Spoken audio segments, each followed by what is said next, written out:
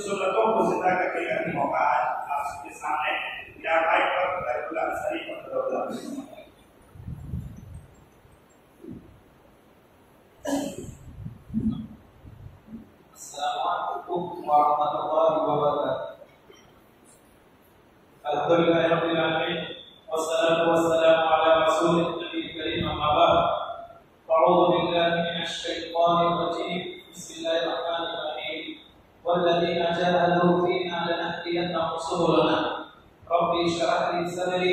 ويسر لي أمري واحلل عقدة من لساني يفقهوا قولي رب زد علما.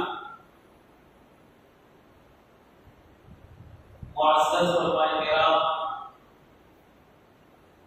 سامعین اور سامعات، بزرگوں اور نوجوان ساتھیوں،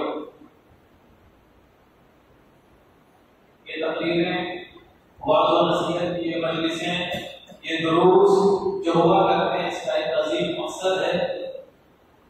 مقصد یہ ہے کہ ہمارے اندر جو کوتاہیاں پائی جا رہی ہیں، جو خامیاں پائی جا رہی ہیں، جو کمزوریاں پائی جا رہی ہیں، اس کو دور کرنے کی کوشش کریں۔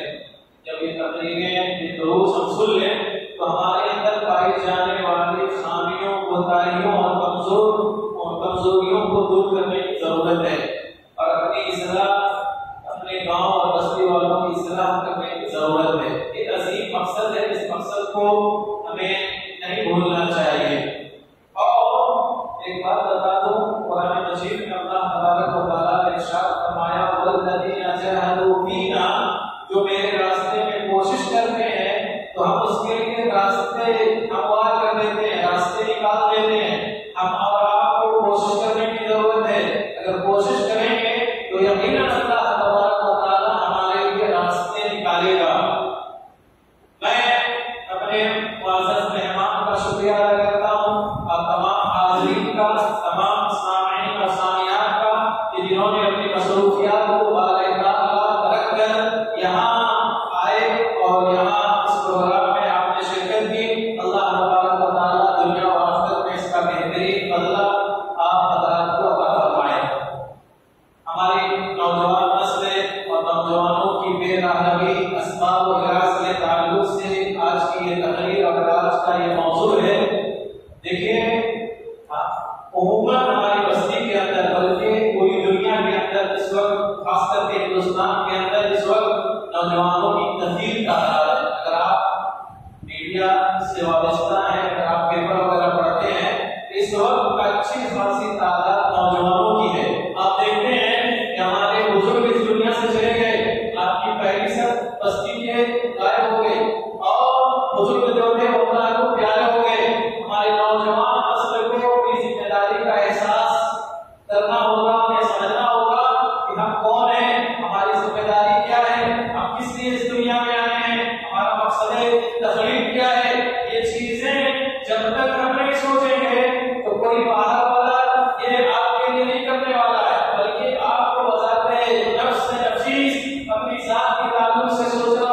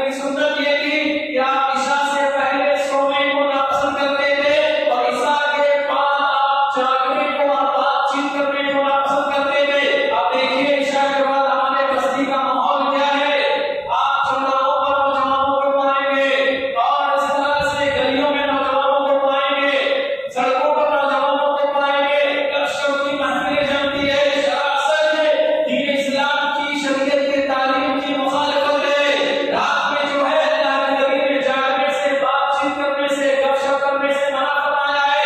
रात में जो होता है वो अमूमन ये मासियतों की महफिलें